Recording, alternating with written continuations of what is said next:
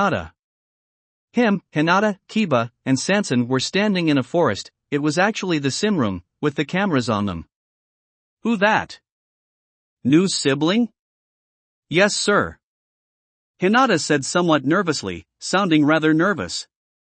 Now that she was a servant of Kiba, she'd been cleaned up and given a new Kiba-like outfit by Shiruku. Allow me to introduce her, my dear minions.